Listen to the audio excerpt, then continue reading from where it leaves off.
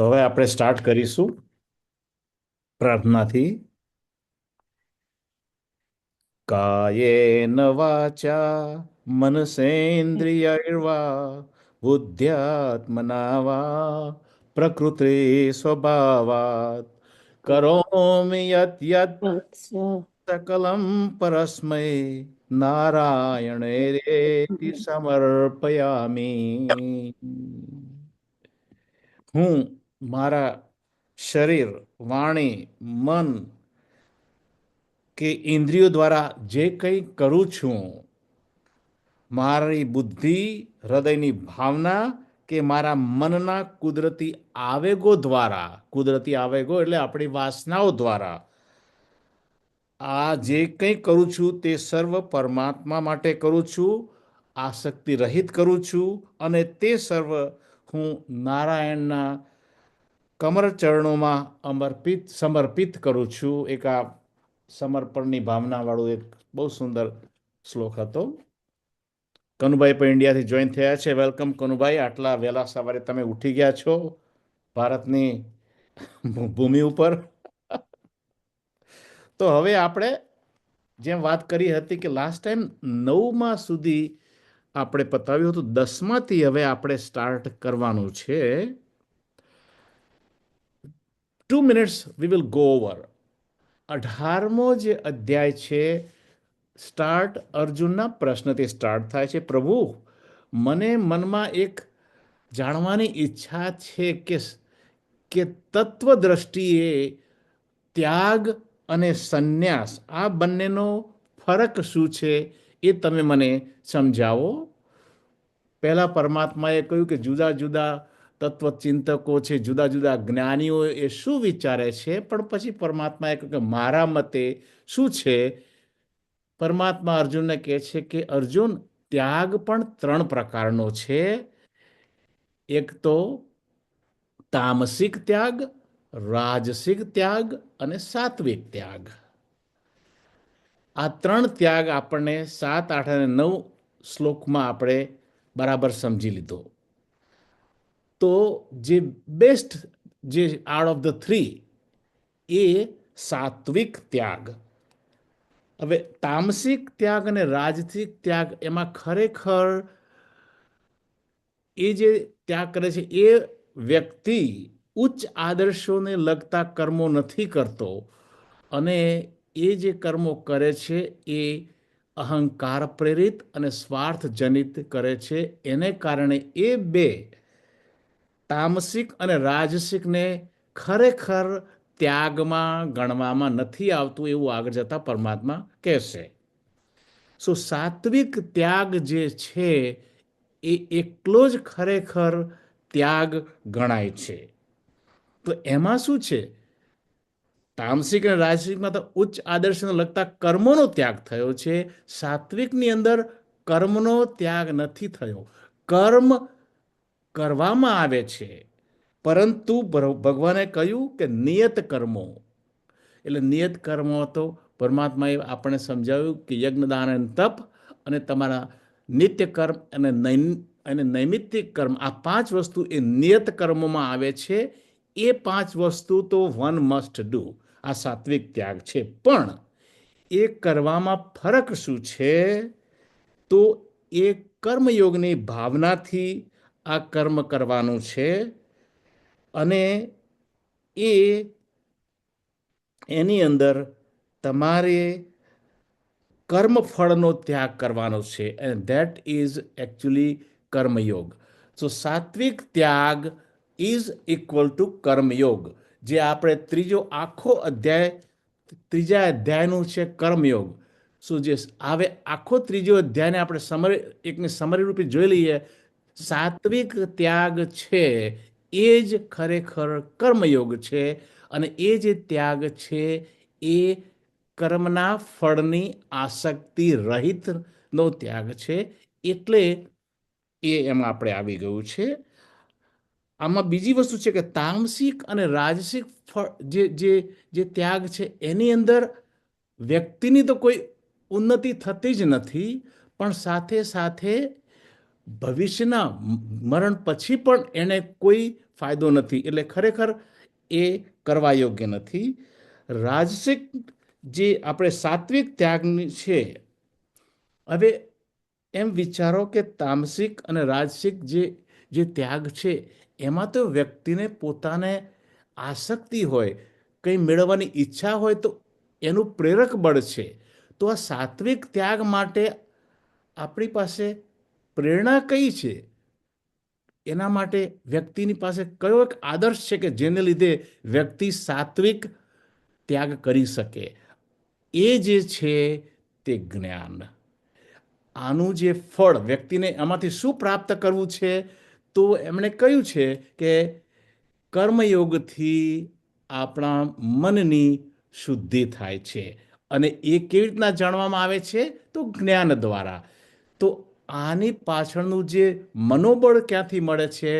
તો આપણે જ્ઞાન દ્વારા આ મનોબળ મળે છે. આપણી એટલે કે મન શુદ્ધિ થાય છે. અને એ મન શુદ્ધિનું પરિણામ શું છે? તો મન શુદ્ધિ હોય તો જ આપણને મેડિટેશનની અંદર આપણે જોડાઈ શકીએ, અને મેડિટેશન દ્વારા પરમાત્મા સાથે જોડાઈ અને આપણે મોક્ષને પ્રાપ્ત કરી શકીએ, કે જે આપણો અંતિમ ધ્યેય છે. એટલે આટલી વસ્તુ આમાં આવી જાય છે. તો હવે આગળ જતા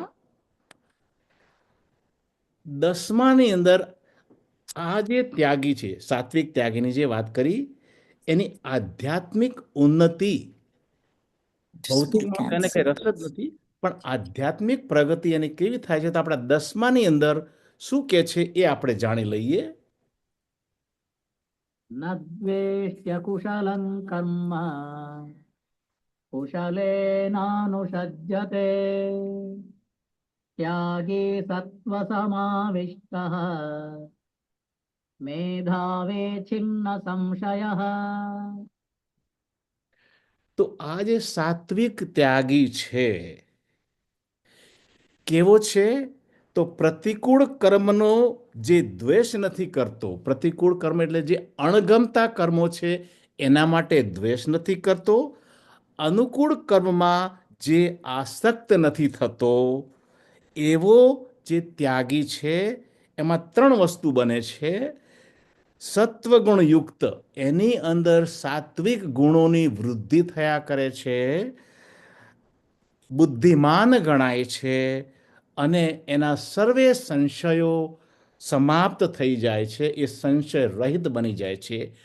આ એની આધ્યાત્મિક ઉન્નતિ છે. એ કોઈ ભૌતિક ફળની તો અપેક્ષા નથી રાખતો.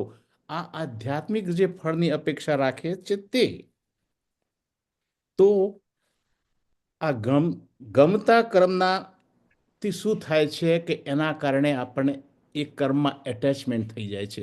એટલે આજે સાત્વિક ત્યાગી એ ગમતા કર્મ હોય એની સાથે પણ એટેચ થતો નથી, અને અણગમતા કર્મ એના વિશે એના મનમાં કોઈ દ્વેષ નથી, કારણ કે એ માને છે કે આ મારું જે શરીર, મન, બુદ્ધિ છે એ પરમાત્માની પ્રસાદી છે, એ પરમાત્માની ભેટ છે, અને આ પરમાત્માના સમર્પણ માટે હું કરી રહ્યો છું. એટલે એના માટે પણ કોઈ રાગદ્વેષ નથી. ટૂંકમાં રાગદ્વેષ ક્યારે થાય છે? કે જ્યારે આપણે કહીએ દ્વંદ્વ વૃત્તિ, જ્યારે આપણું મન અશુદ્ધ હોય ત્યારે એ દ્વંદ્વો પેદા થાય. તો આ જે કર્મયોગી છે એના દ્વંદ્વો સંપૂર્ણ રીતે નાશ પામે છે. કર્મયોગીના આજે એ કહે છે કે ગમતા કર્મોનું એટેચમેન્ટ પણ સારું નથી, કારણ કે કોઈક માણસ કહે છે કે એકદમ પોતાની ઓફિસમાં ખંતપૂર્વક કામ કરે અને સાંજે ઘરે આવે. હવે બહુ સારી રીતે કામ કરીને ઘરે આવ્યા પછી એને કુટુંબ સાથે જે સમય ગાળવાનો છે એને બદલે ધારો કે એ ઓફિસના કામ વિશે જ મનમાં વિચાર્યા કરે, તો એ ઓફિસના કર્મની સાથે એટેચ થઈ ગયો છે, કારણ કે એને કર્મ એ બહુ ગમે છે. એ ગમતા કર્મની સાથે એટેચમેન્ટના કારણે એના જે સાંસારિક જે સંબંધો છે, એ જે ફરજો છે એ પણ એ ચૂકી જાય છે. કહેવાનો ભાવાર્થ શું છે કે જે કર્મયોગી છે he lives in the present moment. ઓફિસમાંથી ઘરે આવ્યો, that is a past. he doesn't worry about tomorrow. He lives in the present moment. And that is very very important. હવે આ વસ્તુ એ કેમ કરી શકે છે? કારણ કે આ વ્યક્તિ છે કે એ એવો વ્યક્તિ કે જેણે ઉપાધિ, શરીર મન બુદ્ધિ એટલે ઉપાધિ, એની સાથેનું તાદાત્મ્ય એ સંપૂર્ણ રીતે એનાથી મુક્ત થઈ ગયો છે. પોતાની જાતને એ શરીર મન બુદ્ધિ ન સમજતા સચ્ચિદાનંદ સ્વરૂપ સમજતો થયેલો છે. અને જે વ્યક્તિ, અને એ જ વ્યક્તિને કહ્યું છે કે એક તો એની સત્વ સંશુદ્ધિ, એમાં સાત્વિકતા વધે. મેઘાવી, એક બીજો શબ્દ છે મેઘાવી. મેઘાવી એટલે કે એ માણસને બુદ્ધિમાન ગણાય છે. આ મેઘાવી પાછળના શું કારણો છે? તો એ વ્યક્તિ જે કર્મયોગી છે એ પોતાના દિવ્ય આત્મ સ્વરૂપની અંદર સતત સ્થિર છે. એક તો એ વસ્તુ છે. બીજું છે કે પ્રકૃતિ પોતે સચ્ચિદાનંદ સ્વરૂપ છે. શરીર મન બુદ્ધિ છે એ પ્રકૃતિના અંગો છે, એટલે પ્રકૃતિ વિશે એને કમ્પ્લીટ જ્ઞાન છે. અને જગત પણ પ્રકૃતિમાં આવી જાય છે, એટલે જગત સાથેના પણ એના જે સંબંધો છે એ કેવી જાતના હોવા જોઈએ એના વિશે પણ એને સંપૂર્ણ જ્ઞાન છે. એને કારણે એ વ્યક્તિ આ ટાઈપનું ત્યાગ કરી શકે છે. ત્યાર પછી ત્રીજી વસ્તુ કઈ છે કે છિન્ન સંશય. આપણે જીવનનું what is the purpose of life, who am I, at the end of the day how do I get the moksha, આ બધી જે વસ્તુ, જે બધા પ્રશ્નો છે એ પ્રશ્નો એ આપણા મનના સંશયો છે. તો જ્યારે વ્યક્તિ કર્મયોગી, સંપૂર્ણ કર્મયોગીની સ્થિતિમાં પહોંચે છે તો એના બધા જ પ્રશ્નોના જવાબો એને મળી જાય છે, કારણ કે એ પૂર્ણતાની સ્થિતિ પર પહોંચ્યો છે. એટલે એને આ બધા જ પ્રશ્નોનો જવાબ મળી જવાથી એને છિન્ન સંશય કહેવામાં આવે છે. જે વ્યક્તિ ઉપાધિયુક્ત છે, જે પોતાને શરીર મન બુદ્ધિ સાથેનું આઈડેન્ટિફિકેશન કરે છે, તો એ વસ્તુ છે ઇટ્સ અ રોંગ આઈડેન્ટિફિકેશન. અને એને કારણે એ wrong identification, another thing is called અહંકાર. અને આ વ્યક્તિ જ્ઞાનના પ્રકાશના દ્વારા એ રોંગ આઈડેન્ટિફિકેશન અને અહંકારને દૂર કરી અને જ્ઞાનના પ્રકાશની અંદર પોતાનું જીવન જીવી શકે છે.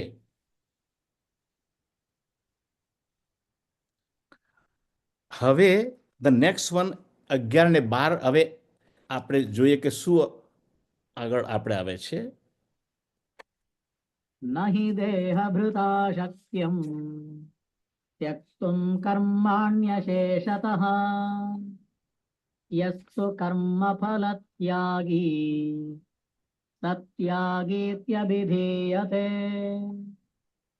આપણે આટલું જ પહેલા જોઈ લઈએ. હવે આપણે શરૂઆતની અંદર એવું કહ્યું આ ત્યાગ વિશે. ઘણા લોકો એવું માને છે કે બધા કર્મો ત્યાગી દેવા જોઈએ, કારણ કે એનું શું કારણ આપ્યું છે કે all the karmas are full of defects. તો કર્મની ડિફેક્ટ શું છે? કર્મનો એક મોટામાં મોટો પ્રોબ્લેમ કર્મનો શું છે? તો કર્મના લીધે આપણને કર્મફળ મળે, કારણ કે તો મળે જ, કર્મ કરીને ફળ મળે. અને કર્મફળના કારણે આપણી વાસનાઓ જમા થાય, અને વાસનાઓના કારણે આપણે આ સંસારના જન્મ મૃત્યુના ચક્કરમાં આવી જાય. મોટામાં મોટું ડિસએડવાન્ટેજ એક છે. અને બીજું કે જે કર્મ કરવાથી ઘણી વખતે આપણને આમાં હું સફળ થઈશ કે નિષ્ફળ થઈશ, આવા બધા ઘણા સંશયો થાય. એટલે એના લીધે એન્ઝાયટી, ટેન્શન એ પણ આ કર્મને કારણે થતું હોય છે. એટલે ભગવાન અર્જુનનો ચહેરો જોઈને ભગવાને અર્જુનને પ્રશ્ન પૂછ્યા વગર ભગવાન સમજી ગયા છે કે અર્જુનના મનમાં હવે કંઈક પ્રશ્ન આવી રહ્યો છે. તો શું વિચારે છે? હવે ભગવાનને એમ લાગે છે કે અર્જુન આવું વિચાર્યું કે હવે અર્જુનને મનની અંદર એવો વિચાર આવે છે કે જો કર્મોની અંદર દોષ હોય, જો કર્મો આપણને જન્મ મૃત્યુના ચક્રમાં નાખે એના કારણરૂપ હોય, તો ધારો કે હું કંઈ કર્મ જ ના કરું તો એ તો અતિ ઉત્તમ છે, કારણ કે એમાં તો પછી મને કોઈ જાતનો કર્મ દોષ મળવાનો જ નથી. તો આ શ્લોકની અંદર હવે 11માં ભગવાન અમે શું કહે છે કે હે અર્જુન, દેહધારી જે મનુષ્ય શરીર ધારણ કર્યું છે તે દેહધારી, એને માટે સંપૂર્ણપણે કર્મોનો ત્યાગ કરવો શક્ય નથી. પરંતુ જે કર્મ ફળનો ત્યાગ કરે છે તેને જ ખરેખર સાત્વિક ત્યાગી અથવા તો ત્યાગી ગણવામાં આવે છે. દેહધારી જે આપણે બધા જન્મ્યા છે, પ્રાણીઓ, મનુષ્યો, બધા જ દેહધારીઓને કર્મો કર્યા વગર છૂટકો નથી. કારણ કે તમે શરીર લીધું, આપણે શરીર પ્રાપ્ત કર્યું, એટલે આપણે હિન્દીમાં એક મૂવી હતું, રોટી કપડા ઓર મકાન. શરીર માટે કાંઈ ન તમે ન કરો તો ખાવા માટે જોઈએ કંઈક, પહેરવા માટે કંઈ જોઈએ અને રહેવા માટે કંઈ જોઈએ. હવે એ માટે કર્મો તો કરવા જ પડે. એટલે જે વ્યક્તિ દેહધારી છે, જે વ્યક્તિ શરીર મન બુદ્ધિ લઈને જન્મ્યો છે, એના માટે કર્મો ન કરવા એ વસ્તુ, it is impossible to remain actionless for a દેહધારી. કર્મો તો કરવા જ પડે. કર્મો કરો એટલે કર્મોના ફળ પણ હંમેશા મળે જ, અને એ મળે તો જન્મ મરણનું ચક્ર પણ આવે. તો અર્જુન વિચાર, તો પછી પ્રભુ, આ જન્મ મરણના ચક્કરથી છૂટવા માટેનો કોઈ રસ્તો જ નથી, કારણ કે હું દેહધારીને કર્મો કરવા પડે, કર્મોના લીધે કર્મફળ મળે, એના લીધે વાસનાઓ બંધાય, અને વાસનાઓ પાછા મને જન્મ મરણના ચક્કરમાં નાખે. તો એમાંથી બચવા માટેનો કોઈ રસ્તો છે? પ્રભુ કહે છે કે છે. આપણે એ જ વાત અહીંયા કરી રહ્યા છીએ કે કર્મ ત્યાગની જરૂર નથી. કર્મો તો કરવા જ પડે, પણ કર્મો કઈ ભાવનાથી કરવા પડે. કર્મફળ આસક્તિ, કર્મફળની આસક્તિ ત્યજી અને પછી તું કર્મ કરે તો તને આ કર્મો બંધન કરતા નથી. આ સાત્વિક ત્યાગ અથવા તો આપણે કર્મયોગી એ શું પ્રાપ્ત કરે છે, એ આમાં એકદમ ક્લિયર રીતે આપણને સમજાવવામાં આવ્યું છે. હવે આગળ એક વસ્તુ ફરી આપણે સમજી લઈએ. અનિષ્ટમિષ્ટમ મિશ્રં ચ ત્રિવિધમ કર્મણઃ ફલમ ભવત્યત્યાગિનાં પ્રેત્ય ન તુ સંન્યાસિનાં ક્વચિત. તો આપણે જે કર્મોની વાત કરી, પરમાત્માએ કહ્યું કે આ પહેલા આ કર્મો વિશે આપણે વાત થઈ ગઈ છે, પણ ફરી એકવાર હું તને આ વિશે ફરી તમને થોડુંક શોર્ટમાં સમજાવી દઉં. તો એ કહે છે કે જે કામનાથી, જે તમારી ઈચ્છાઓને કારણે સકામ પુરુષો માટે કર્મો 3 જાતના હોય છે. અનિષ્ટ કર્મ, કે જે ખરેખર ન કરવા જોઈએ, દુષ્કર્મ, ઈષ્ટ કર્મ અને મિશ્ર કર્મ. એ 3 પ્રકારના કર્મો શાસ્ત્રોની અંદર વર્ણન કરવામાં આવ્યું છે. આ ત્રણેય કર્મોનું ફળ મૃત્યુ પછી શું હોય છે એ વિશે પણ આપણે પહેલા વાત થઈ ગઈ છે. પરંતુ જે ત્યાગી છે, જે કર્મયોગી છે અને જે સંન્યાસી છે, તેને માટે આ ફળ નથી. તો હવે પરમાત્માએ આપણને પહેલા વાત કરેલી હતી, 3 જાતના ફળ કર્મોની વાત કરી છે. તો ઈષ્ટ કર્મ, ઈષ્ટ કર્મ એટલે કે સાત્વિક કર્મ.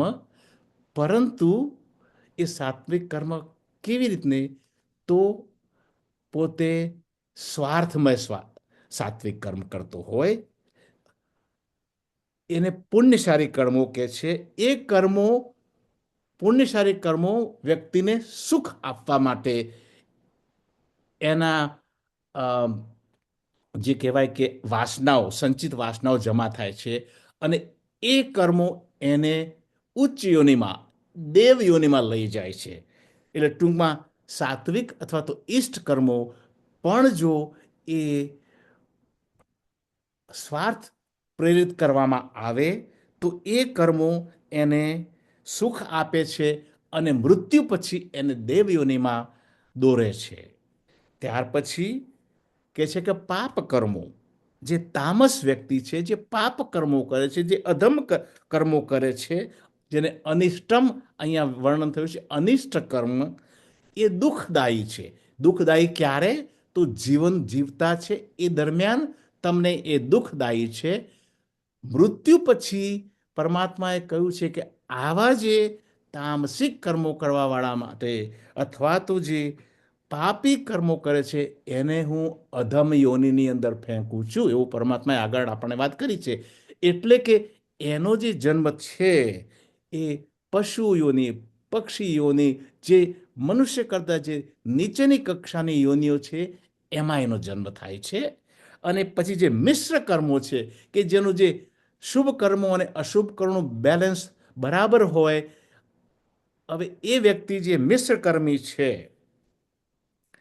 એ વ્યક્તિને ફરીથી એની સાધના માટે એને ફરીથી યોગ કરી અને જીવનની અંદર આગળ વધવા માટે ફરીથી મનુષ્યોનીમાં એને જન્મ મળે છે અને ત્યાંથી એ એની જ્યાં સાધના અટકી હોય ત્યાંથી એ આગળ લઈ જાય છે.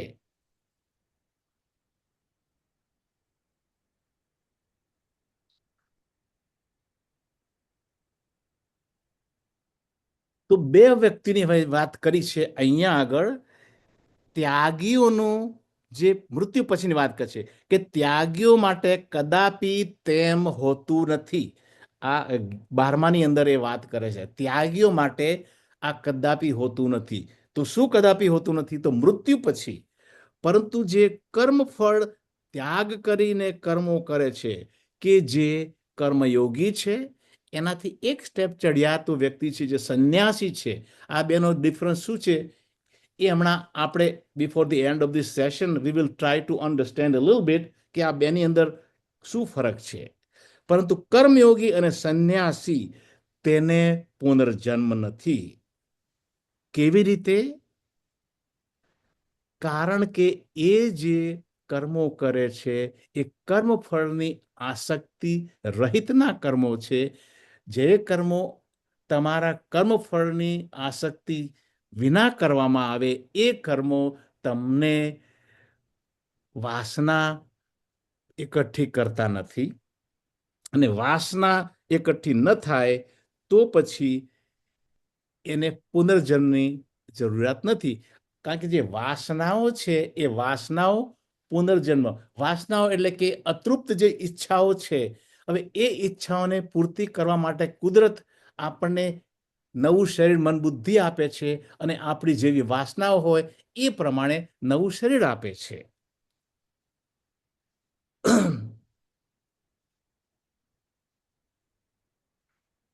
એટલે કે કર્મ કરતા જો આપણને ગમતું કર્મ મળે દેટ મેક્સ યુ હેપી, જો અણગમતું કર્મ મળે દેટ મેક્સ યુ અનહેપી. પરંતુ આ દ્વંદ રહિત, પરંતુ જો હું કર્મફળની અપેક્ષા વિના કર્મ કરું તો મને નથી સુખ કે મને નથી દુઃખ. કારણ કે એ થાય છે એ પરમાત્માને પ્રસાદી રૂપે થાય છે, પરમાત્માને સમર્પિત આ કર્મ થાય છે. અને એને કારણે ફળની ઈચ્છા વિના કરેલા કર્મો એ વાસનાઓ એકઠી નથી કરતા અને એ વ્યક્તિને ફરી જન્મ લેવો નથી પડતો. આપણે સ્વામીજીનો BMI ચાર્ટનો થોડો તમે વિચાર કરો. હવે જે ઓરિજિનલ BMI ચાર્ટ હતો, ઉપર ઓમ છે, પછી ઓમ અને પછી તરત જ વી આવે છે, અને વી પછી શું આવે છે? BMI, પછી આવે છે પીએફટી અને પછી આવે છે ઓઈટી. વ્યક્તિ આપણે તત્વ દ્રષ્ટિએ સચ્ચિદાનંદ સ્વરૂપ છીએ, આપણે પોતે ઓમ છીએ, પરંતુ આપણી અંદર આ જે ઉપાધિઓ વાસનાઓને કારણે આપણને જે અજ્ઞાન થયું છે, આપણી અંદર જે મળ જમા થયો છે, આપણી જે અશુદ્ધિઓ થઈ છે, એને કારણે આપણે આપણી જાતને શરીર મન બુદ્ધિ સમજીએ છીએ. અને શરીર મન બુદ્ધિ આપણે આપણી જાતને સમજીએ છીએ તો શરીર મન બુદ્ધિ એ બધી વસ્તુમાં કંઈ ને કંઈ અપૂર્ણતા હોય છે, ખૂટતું હોય છે, અને એ પૂર્ણતા પ્રાપ્ત કરવા માટે આપણે કર્મો કરીએ છીએ. અને એ કર્મો કરવા માટે ઓઈટી, ઓબ્જેક્ટ ઇમોશન એન્ડ થોટ્સ, એ જગત છે. ભગવાને આ જગતની રચના કરી છે. એટલે કે જે વ્યક્તિના વાસનાઓ કમ્પ્લીટલી વિનાશ થઈ ગઈ છે, એ વ્યક્તિ સચ્ચિદાનંદ સ્વરૂપ તરીકે જ જીવે છે.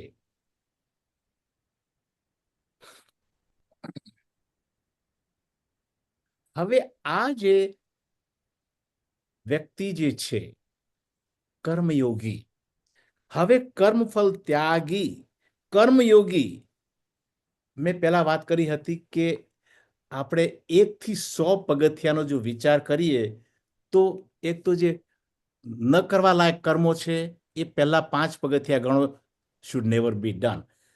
6ઠા પગથિયાથી 95 સુધી જે પગથિયું છે એ પગથિયા કર્મીઓ માટે છે. આસક્તિ દ્વારા જે કર્મો કરે છે તે, એની અંદર લોઅર ક્વોલિટીની અંદર શું આવે છે? તામસિક. પછી એનાથી થોડુંક વિશેષ તો રાજસિક, અને બેસ્ટ આવે છે એ સાત્વિક. ધીમે ધીમે ધીમે આપણે 6ઠા પગથિયાથી 95 પગથિયા સુધી જેમ આપણે પ્રગતિ કરીએ તો 95મું જે 95th સ્ટેપ છે, that is almost we have done a completely a total Karmayogi, A 95th step આપણે ગણી શકીએ. હવે ત્યાંથી તો 100મા પગથિયા સુધીનું જે ઉપરના જે સ્ટેપ છે એમાં થોડોક ફરક આવે છે, અને that is the difference between tyagi and sannyasi. હવે કર્મફળ ત્યાગી સાધનાના માર્ગે આગળ વધીને સંન્યાસી કેવી રીતના બને છે એ વિશે આપણે થોડુંક વિચારીએ. એ પહેલા 13, 14 અને 15માં થોડીક વસ્તુ આવી જાય છે. હવે એ પછી આપણે લઈશું, પણ હવે આજે ત્યાગી અને સંન્યાસી આ બે વચ્ચેનો જે ફરક છે, એક માઇન્યુટ ડિફરન્સ છે, એ આપણે સમજવા માટે કોશિશ કરીએ. તો એને માટે શું કરવું પડશે? તો એને માટે આપણે એક વસ્તુ કરવી પડશે કે અત્યાર સુધી જે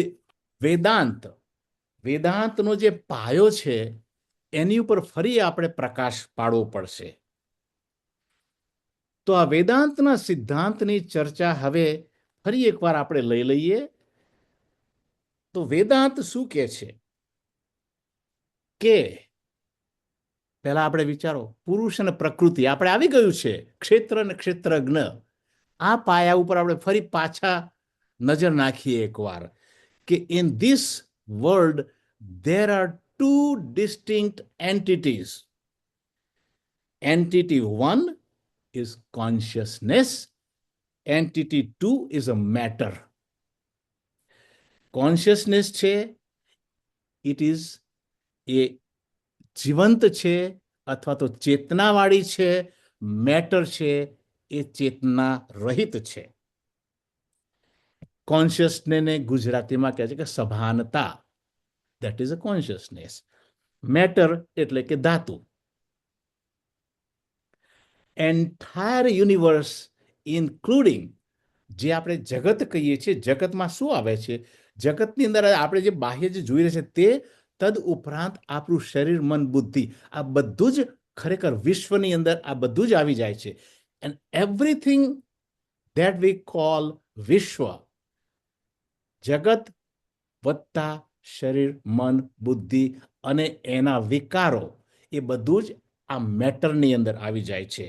અને આપણે જોઈ ગયા તેમ કે પંચ મહાભૂતની અંદરથી આનું સર્જન થાય છે. જે 5 મહાભૂત તો આપણે પહેલા જોઈ ગયા છીએ: આકાશ, વાયુ, જલ, અગ્નિ અને પૃથ્વી. આ 5 મેઇન એલિમેન્ટ્સ. અને એમાંથી પછી એના પંચીકરણથી સ્થૂળ શરીર બને છે. અપંચીકૃતથી બધા પછી જે આપણે જે સૂક્ષ્મ શરીરની રચના થાય છે. આ બધું આપણે આગળ જોઈ ગયા છીએ. જે 24 તત્વોની વાત કરી હતી તે that is all matter. Consciousness is completely separate. હવે the consciousness is also called myself, your real self, your true self. જ્યારે આપણે કોન્શિયસનેસ અને મેટર વાસ્તવમાં બંને જોડાઈ ગયા છે, consciousness and matter they have come together as a one unit, જે આપણે આપણી જાતને જીવાત્મા તરીકે ઓળખાવીએ છીએ, અથવા તો જે સંસારના સર્વ પ્રાણીઓ છે, જેમાં જીવ છે, એમાં કોન્શિયસનેસ અને મેટર બંને ભેગા આવી ગયા છે. તો બે વસ્તુ છે: હાયર મી, ઉચ્ચ me. Higher me is consciousness and lower me is શરીર, મન, બુદ્ધિ. Higher I, the true I, is also called Paramarthik Hun, Paramarthik I. The lower I is called Vyavaharik I.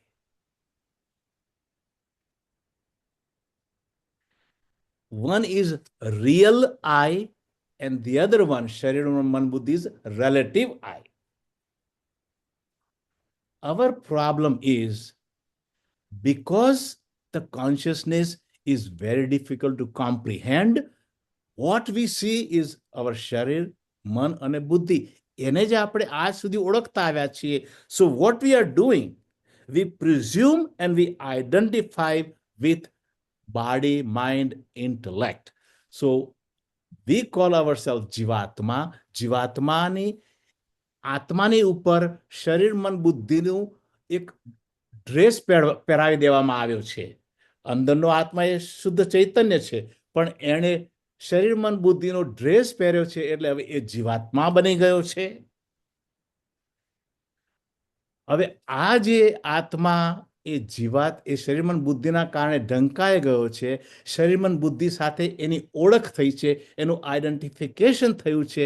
એને કારણે all the properties of sharir, man, buddhi is considered as my problem. આપણું શરીર પેલા બાળકમાંથી વધીને અત્યારે વૃદ્ધ થયું તો કે હું ઘરડો થઈ ગયો, આવું આપણને લાગે છે. કેમ? કે હું મારી જાતને શરીર સમજું છું. એટલે કંઈક પ્રશ્ન આવે તો કે આઈ એમ ડિસ્ટ્રેસ્ડ. મન આપણું એકદમ ડિસ્ટ્રેસમાં આવી જાય. I am distressed. Who is distressed? It is a mind that is distressed. But હું મારી જાતને આ મન સાથે ઓળખાવું છું, એટલે હું ડિસ્ટ્રેસમાં છું એવું લાગે છે.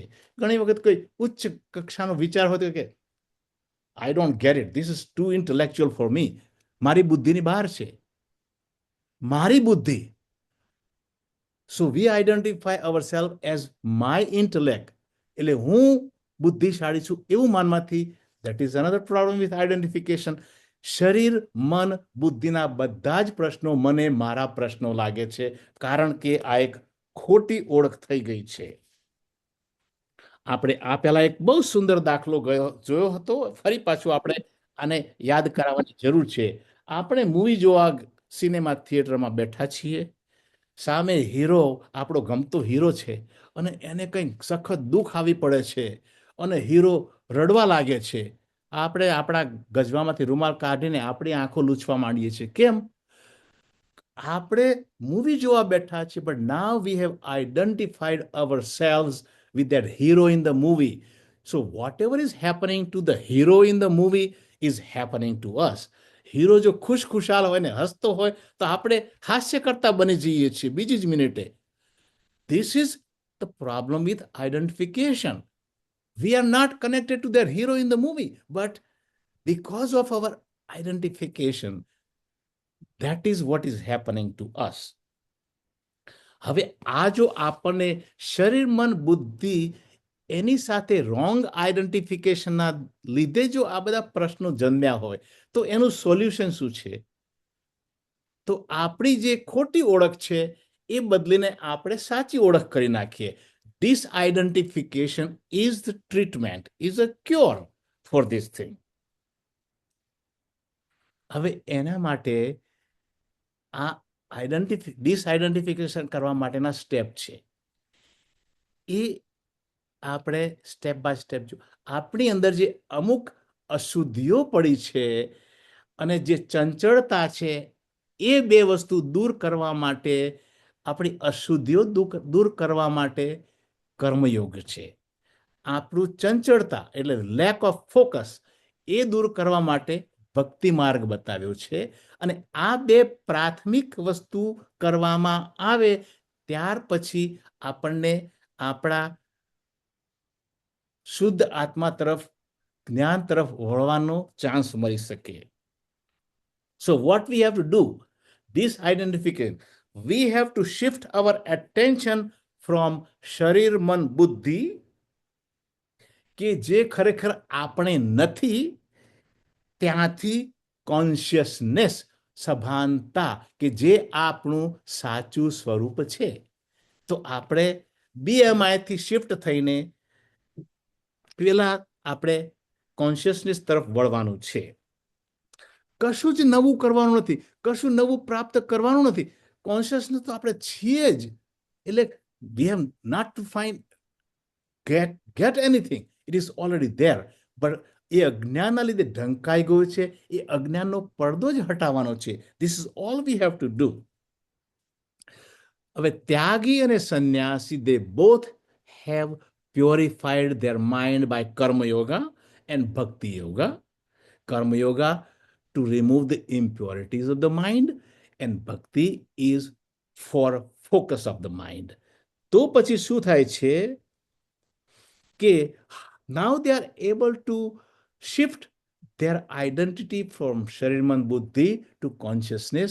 અને જે 95 ને 100મા સ્ટેપની જે આપણે વાત કરી, these are the Mahatmas કે એ લોકો they sit in the meditation and they detach from this world and they connect with the Atman.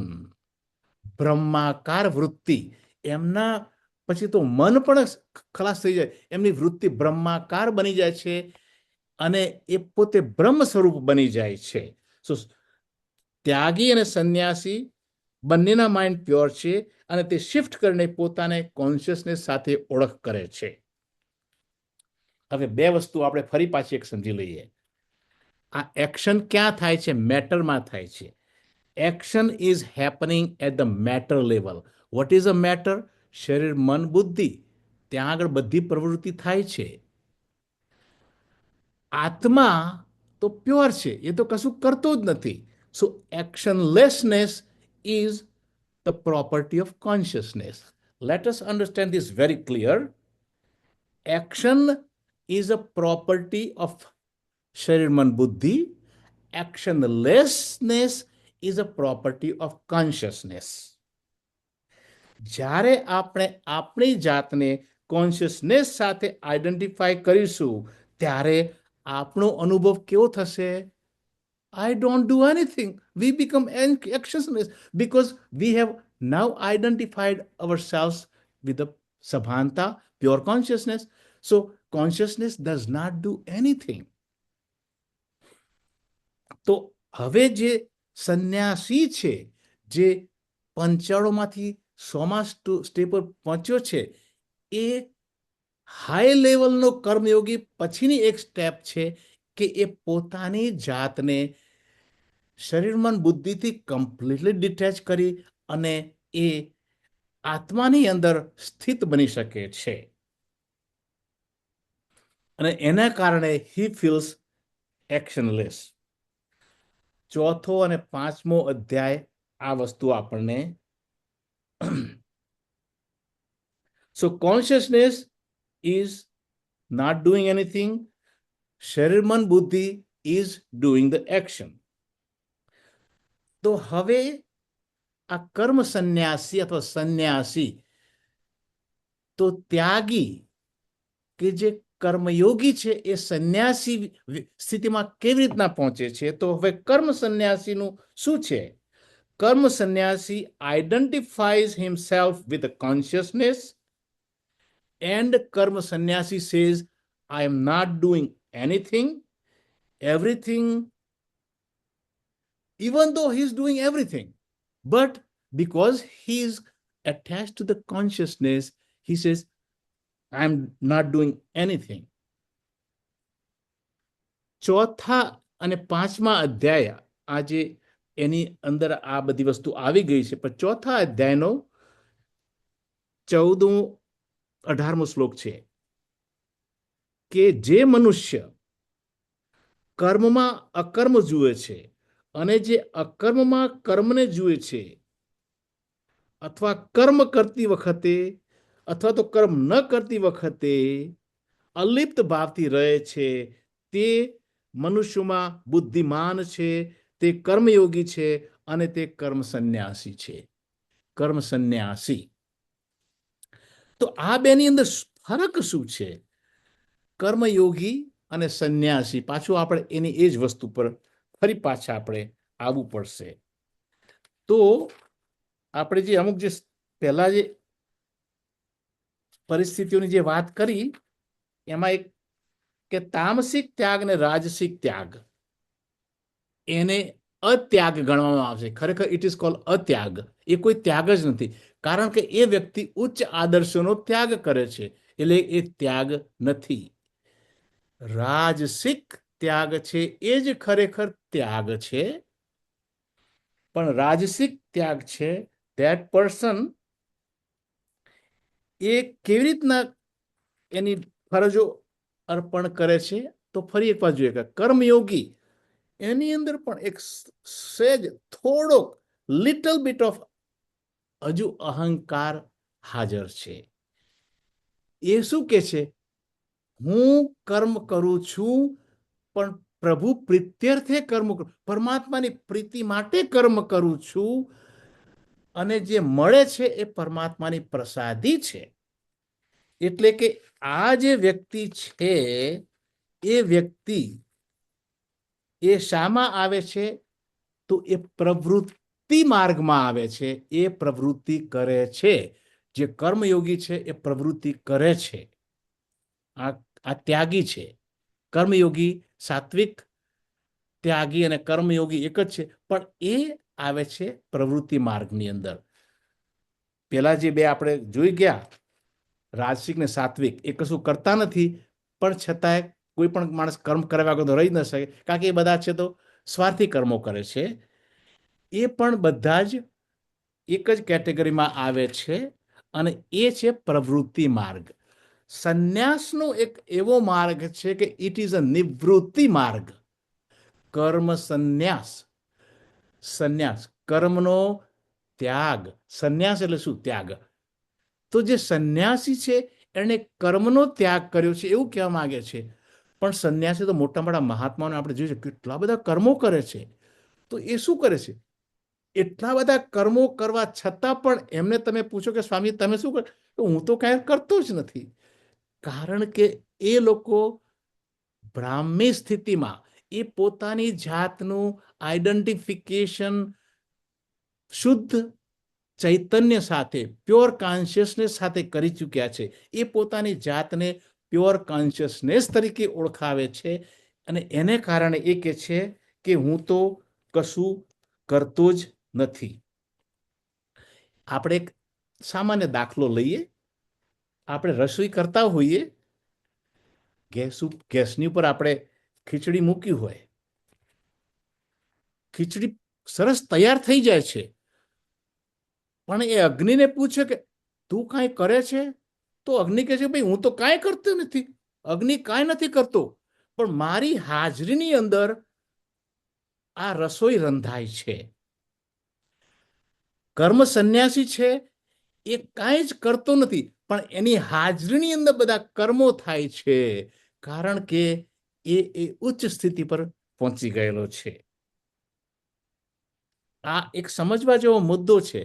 કર્મ સંન્યાસી બધું જ કરવા છતાં કશું જ કરતો નથી, because he has disidentified himself with શરીર, મન અને બુદ્ધિ.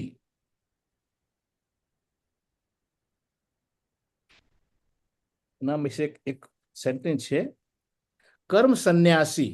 હુ ઇઝ અ કર્મ સંન્યાસી? One who has identified himself with the consciousness, one who lives in the Brahmi સ્થિતિ. આપણે નજરે જોઈએ તો આપણને સામાન્ય માણસ જ દેખાય, આ તો આપણા જેવા જ દેખાય છે, પણ એની જે જે જે આઈડેન્ટિફિકેશન, જે સ્થિતિ છે, બ્રાહ્મી સ્થિતિ, એ કંઈ આપણને દેખાય નહીં, એ કંઈ ઉઘાડી પડે દેખાવી વસ્તુ નથી. સો the karma sannyasi, he identifies with the consciousness and he is not doing anything, even though he's working very hard. So karma sannyasi is not giving up his karma, he is not giving up the activities, but he is giving up his identification with the instruments of action. Very important to understand. Karma sannyasi is not giving up the karma. તો એ ત્યાગ શાનો કરે છે? એ ત્યાગ શાનો કરે છે? તો he is giving up his identification with sharir, man, buddhi, which is the instruments of action, and he remains rooted in pure consciousness, સચ્ચિદાનંદ સ્વરૂપ, બ્રાહ્મી સ્વરૂપ. તો આ જે એટલે આ જે સ્થિતિ જે છે આપણે કહીએ તે ધીસ ઇઝ નિવૃત્તિ માર્ગ. બધી પ્રવૃત્તિ કરવા છતાં નિવૃત્તિ માર્ગ છે. જ્યારે આપણે ત્યાગી અથવા કર્મયોગી છે એ પ્રકૃતિ માર્ગમાં આવે છે, કર્મ સંન્યાસી છે એ નિવૃત્તિ માર્ગમાં આવે છે. હવે ધીસ ઇઝ બેઝિકલી ઇલેક્ટ્રિસિટીનો એક આપણે દાખલો લઈએ. હવે ફરી પાછો એ ઘરની અંદર પંખો ફરે છે ને ઇલેક્ટ્રિસિટી પૂછો, ઇલેક્ટ્રિસિટી ભાઈ તું કંઈ કરે? ઓ આઈ એમ નોટ ડુઈંગ એનીથિંગ. પણ મારો તો પંખો ચાલે છે, મારું રેફ્રિજરેટર ચાલે છે, મારો કમ્પ્યુટર ચાલે છે, મારો હીટર ચાલે છે. I am not electricity, I am not doing anything, but by my presence all this thing is happening. So the consciousness, જે જે જે સંન્યાસીઓ, ટ્રુ કર્મ સંન્યાસી, કે I am not doing anything, in my presence everything is happening. He does not take any credit for all the goodness, all the બધાની જે આપણે સમષ્ટિના કલ્યાણના જે કાર્યો થાય છે એના માટે he does not take any credit. He only says it is happening by my presence. I don't do anything. And that is basically what the karma sannyas. So Tyagi and સંન્યાસી, આ પરમાત્માને અર્જુને પહેલો પ્રશ્ન પૂછેલો હતો એની છણાવટ આપણા ત્રીજા ચેપ્ટરની અંદર આવતા થઈ રહી છે. and I hope કે this is a clear cut distinction. એ બંને વ્યક્તિઓ, પરમાત્માએ કહ્યું તેમ, એ બંને વ્યક્તિઓ આફ્ટર ડેથ, કારણ કે બંને વ્યક્તિઓના જે વાસનાઓ છે એ ભસ્મીભૂત થઈ જાય છે, કારણ કે એ કર્મફળની આસક્તિ નથી રાખતા. પણ બંનેનું લેવલ થોડુંક થોડુંક જુદું છે, અને કર્મ સંન્યાસીનું level is a little bit higher than karmayogi. That is the only difference that I would like to mention, and I hope that is clarifying. પછી આપણે આગળ જતા બીજું ઘણું જોવાનું છે, અને અત્યારે હાલ તો આપણે અહીંયા આગળ સમાપ્તિ કરીશું, કારણ કે આ બધું ખૂબ કહેવાઈ ગયું છે અને પચાવવાની પણ ઘણી જરૂર છે. તો એ દરમિયાન અમારા કંચનભાઈ અને હસમુભાઈ બેમાંથી જે કોઈ હાજર હોય એમની પાસે આપણે બે શબ્દો સાંભળીએ અને પછી આપણે આની સમાપ્તિ કરીશું. ઘણું ઘણું આવે છે આની અંદર, હજુ તો 18માં, પણ આ બેઝિકલી ત્રીજો કર્મયોગ, ચોથો અને પાંચમો, આ ત્રણે ત્રણનો જે સમન્વય જે આ આજના સેશનમાં થયો છે a total summary of the third, fourth, and fifth chapter is just about done here. તો આપણને એ વિશે થોડોક ખ્યાલ આવી શકે. ચાલો હવે હસમુખભાઈ તમારે. કંચનભાઈ છે, કંચનભાઈ છે, ગીતાબેન.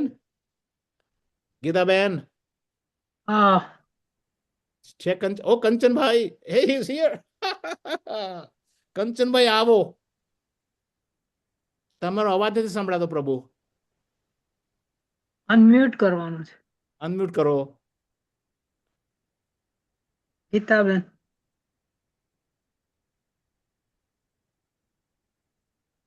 કંચનભાઈ. Hello. હા બોલો. Hariom. Sorry, I joined too late and I didn't join the whole conversation because I was in a meeting until now. Just last 5 minutes I joined. Oh my God.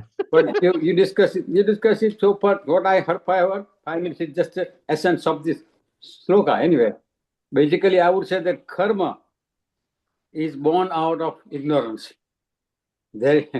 Because of ignorance we do karma. If the ignorance not there, karma doesn't exist. So the origin of karma is from ignorance. That's what she just said already in second chapter. Where the karma came from? Karma came from ignorance. If the ignorance is gone, karma ceases to exist. The people who are not ignorant, who have gone out of the ignorance, they don't work and they don't do any karma. There is no karma. Karma doesn't exist for them. So that's why people who are sannyasi, they give up most of the worldly thing and worldly work, but still they do karma. They still have to live this life, finish this body's karma, and then go away. So they don't accumulate karma, but they do karma at the point. But unless person who has really Brahma Siddhi, for them karma doesn't exist. So as far as we are concerned, karma does exist for us. So only alternative for us is to do karma. Don't wait for the phala. The next alternative easier way for get out for us at present time. Because there is being this body oriented and life, we are oriented to body, and the body oriented doesn't go. We will have to do karma, and we will do karma, whether we like it or not. So only alternative for left is karma phalam tyagi. That's it. Bhagwan give two alternatives, one for sannyasi, one for us, and keep a simple path. And for us, that's the only thing I would think of. That's all the alternative. Okay, thank you. Thank you. Hariom. Hasmukhbhai બોલે એ પહેલા મારે એક બે વાત પૂછવી છે. Okay હા. Okay, આપણે આજે વાત કરી કે BMI ચાર્ટ અંગેની અને એનાથી આગળ ગયા. એટલે તમે કહ્યું કે ભક્તિ ફોકસ યોર માઇન્ડ. તો જીવ માટે, આ જીવન માટે, આજે 80-70 વર્ષનું આયુષ્ય એ માટે ભક્તિ is very important in my life, right? Karma is important, even though I need to purify my actions, right? Or for the purification. You say the karma is to purify the mind. All right. Then Gnan brings understanding of my higher eye as well as my lower eye. Exactly right. Yeah. Understanding of Atma as well as the Paramatma. Right? So, આત્મા અને અનાત્માને છૂટા પાડે છે. અને આત્માને અનાત્માને છૂટા પાડે છે. Right, yeah. મારા આત્માનો role, the way I see it, my soul, that I experience it by being in the Sakshi Bhav. Right. Right? So, in reality, the whole Gita is absolutely, all these three steps are has to be part of my life. You know what? They are so interconnected and so Interconnected that one cannot. Even Karma Yoga, unless Karma Yoga, to do a Karma Yoga, you have to have some knowledge. Neither Karma Yoga is without their understanding. So all these things are interconnected. Yeah. So when I'm identifying from my birth without any kind of intellect, the mind, or as a baby, I didn't have any of. Only thing I had was the body. Right. So in a way, my mind and intellect got developed through the parents the સંસ્કાર ગયા જન્મના આ જન્મના જે experience માંથી બી મળશે એ Yeah. સંસ્કાર દ્વારા body and mind I'm not body નહીં mind and intellect Mhm. got developed like it got evolved, right? Am I on the right track? That's all I Basically, have what, the what question. happens is when we are born, we are born with certain sanskaras. Sanskaras are the, the imprints of the previous, life, sanskaras. So that is, Mhm. sanskaras is one thing that we are, born with. But as a human being, Mm. we also have the chance so to advance and do એટલે that is જે પ્રારબ્ધ આજે લઈને આવ્યા છે પ્રારબ્ધ છે પણ human birth is the only one where there is a importance of purushartha આજે બધી સાધનાઓ જે જુદી જુદી જે સાધનાઓ છે દેટ ઇઝ અ પુરુષાર્થ because the difference between the animals, all other animals and human being, is the intellectual ability, our ability to distinguish between what is right and what is wrong, what is permanent and what is impermanent. So આપણે પરમાત્માએ આપણને જે બુદ્ધિ આપી છે એ બુદ્ધિને આપણે એવી રીતના train કરીને એ પુરુષાર્થ છે અને એ સાધનાના માર્ગે આગળ વધીને then we can progress higher up and we go step by step up. So we have to use intellect is one thing that other creatures don't have. The discriminative power, the power to distinguish between the right and wrong, or actually Vivek is simple, but Vivek is to separate the two things. વિવેકનો સાદામાં સાદો અર્થ લેવા તો is to be able to separate which is what we get by our intellect. So human life is the only life during which while we are doing bhoga, while we are enjoying, એસે તેના ત્યક્તેન ભુંજી થા. તું ભોગવ, કોઈ વાંધો નથી, તારો જન્મ મળે તારે ભોગવવાની છૂટ છે, પણ ત્યાગીને ભોગવ. આ જે ત્યાગની જે વાત કરી છે એ આ કર્મ સાત્વિક ત્યાગની વાત કરી છે એ જે કર્મયોગ છે તેન ત્યક્તેન ભુંજી થા. આપણે આપણા ઉપનિષદની અંદર આ આવી જાય છે. ઈશાવાસ્ય. હા, એટલે એ રીતના છે. સો હ્યુમન બીંગ કેન ડુ ભોગ એન્ડ યોગ. યોગ is ascending higher up. While we are ભોગવતા ભોગવતા આપણે ઉપર ચડવાનું છે. This is how I look at it. શું છે કંચનભાઈ, બે શબ્દો આ બેનના કઈ પ્રશ્નમાં તમને કઈ Thank you. કરવું છે? અમારા અંશુયાબેન તો રેગ્યુલર answer મને question સારો છે, પણ you understand that bhakti marg, some people consider bhakti marg is a part of karma marg, karma yogi. Bhakti and karma, when bhakti karma yoga culminates into bhakti. So the parakasta of karma yoga, when you finish karma yoga sufficiently, you convert into bhakti. That reaches to bhakti. If bhakti cannot be reached unless you do karma yoga. Simple karma will take you down. Karma yoga will move you up to the point that you become devoted to God. Final devotion to God, that's bhakti, right? Devotion to our regular prayer, that's prem. That's not a bhakti. Bhakti decides when you devotion to God only. Only God, nobody else. Not I want God, no, I want only God. I want also God, no. I want only God. That parakasta reaches at the end point of karma yoga. So some people consider karma yoga, bhakti as one together, and gnana yoga is separate. So here she said bhakti yoga is result. You have to karma yoga first. You cannot reach to, your mind is so dirty, you cannot, with the cleaning of mind is done by karma yogi. So your mind cannot reach to God unless mind is so dirty and full of impurities. So you have to wash out impurity by karma yoga. When all the impurities are gone, you culminate into bhakti. That bhakti is the end result of karma yoga. And then once you surrender to God, everything falls into right place. we have said સાધના જે આપણી જે સાધનાની જે ઇમારત છે એનો પાયો છે એ કર્મયોગ છે. You cannot construct a building of what is called, કે પૂર્ણતા આજે જે પૂર્ણતાની સ્થિતિ છે એના પાયામાં છે કર્મયોગ છે. Without karma foundation of karmayoga you cannot ascend anywhere, and that is the most important thing, is the foundation of this sadhana is karmayog. Thank you, thank you. Hasmubhai જુઓ શું છે હવે આપણી પાસે? યાર ચાલો તમારે બે શબ્દો બોલવા આવી જાઓ. It's been fun. Sorry, I took your time away. No. ના No, no, no. This is a purpose. We all ask questions. We learn from each other. And I can say one thing. We are blessed to have Kanchan Bhai. Whenever he has time, he attends. One of my medical school classmate and a Chinmaya Mission teacher for many years. So he has a wisdom that we all can use. Thank you, Kay.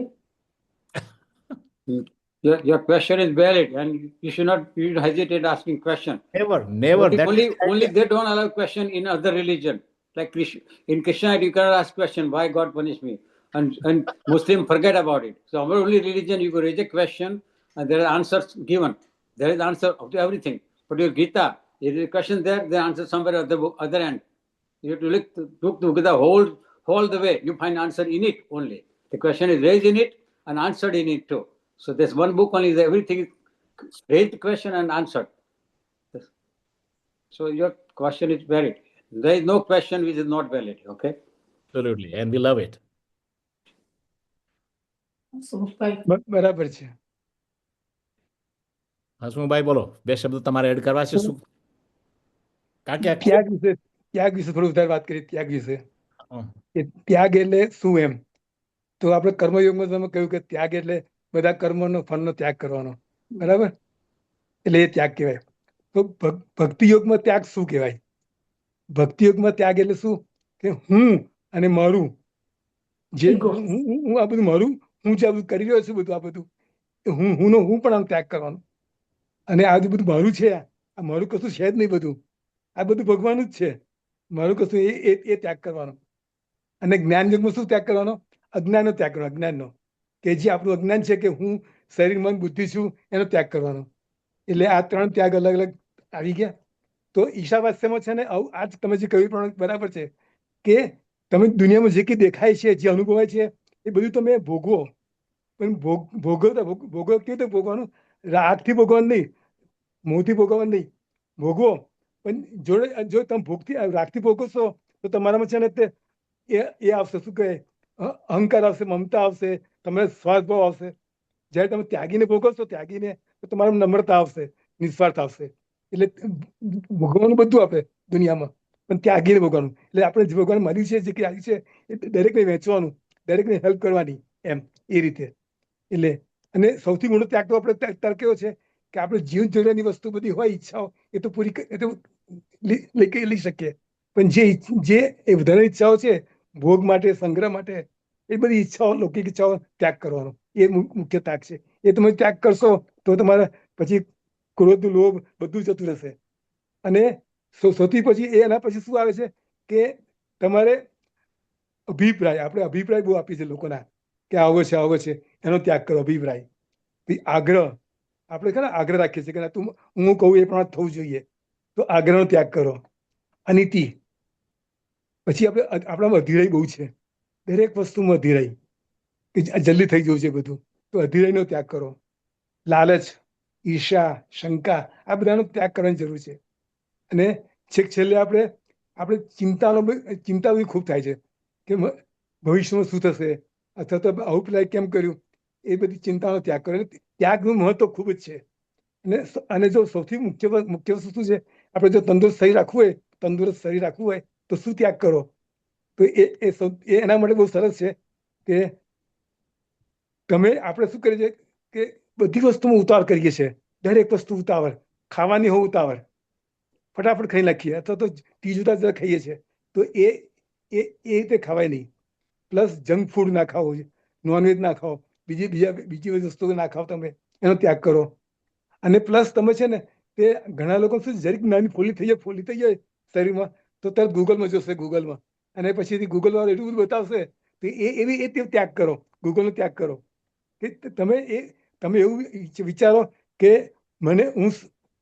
વિચારો સારા કરવાના કે ભાઈ મને સારું થઈ જશે. જો તમારું મન સારું હશે તો તમારું શરીર સારું થવાનું જ છે. એટલે આ વિચારોનો પણ ત્યાગ કરવાનો છે, ખોટા વિચારોનો પણ ત્યાગ કરવાનો છે. એટલે આ ત્યાગ વિશે આટલું જરા થોડું મેં કહ્યું તમને. જય શ્રી કૃષ્ણ. જય શ્રી કૃષ્ણ. એકચ્યુઅલી આપણે આ 18મું ચેપ્ટર છે ને જ્યારે પતાવીશું ત્યારે one more time as a summary એક વસ્તુ આપણે કરીશું કે 12મા અધ્યાયમાં ભગવાને ભક્તના 36 લક્ષણોનું વર્ણન કર્યું છે. પછી 13મા અધ્યાયમાં જઈને ભગવાને જ્ઞાનીના 20 થી 24 લક્ષણોનું વર્ણન કર્યું છે અને 16મામાં પછી દૈવી સંપત્તિ વિશે ભગવાને 26 ગુણો બતાવ્યા છે. Lot of thems are kind of overlapping, પણ એક લિસ્ટ રૂપે આપણે ભગવાને આ બધા આપણને એક એક એક વસ્તુ ગણીને એટલી બધી વસ્તુ ભક્તના લક્ષણો, જ્ઞાનીના લક્ષણો અને દૈવી સંપત્તિના લક્ષણો, આ વસ્તુ આપણે એક વખતે મનમાં ખાલી એક યાદ રાખતા થઈ જઈએ. કોઈ પણ વસ્તુ, nothing under the sky has been left untouched by Lord Krishna. These are the what is called the pointers. આપણે કે pointers for us to live a divine, live an honest and live a good life. બધી જ વસ્તુ અભ્યાસ કરવો પડે, અભ્યાસ કરવો પડશે. અભ્યાસ ઘડી આપણે છેલ્લે આખું પાછું એક લિસ્ટ છે ને, તો હવે આપણે જ્યારે પછતાર we have some ideas going to come, પણ આ તો જસ્ટ એક વસ્તુ છે કે that is something that we will also be doing towards the end. તો હવે આપણે સમય થઈ ગયો છે અને પ્રાર્થના કરીએ. ઓમ અસતોમા સતગમય તમસોમા જ્યોતિર્ગમય મૃત્યુર્મા અમૃતમ ગમય. ઓમ શાંતિ શાંતિ શાંતિ. O Lord, lead me from the darkness of ignorance to the light of knowledge, from the untruth to truth, and from mortality to immortality. Om peace. Peace. Shanti. Jai Shri Krishna. Hari Om. જય Shri Krishna. Hari Om. Hari Om. We'll see you next Wednesday again. Next Wednesday, yes. જય Shri Krishna. Jai Shri Krishna. Hari Om.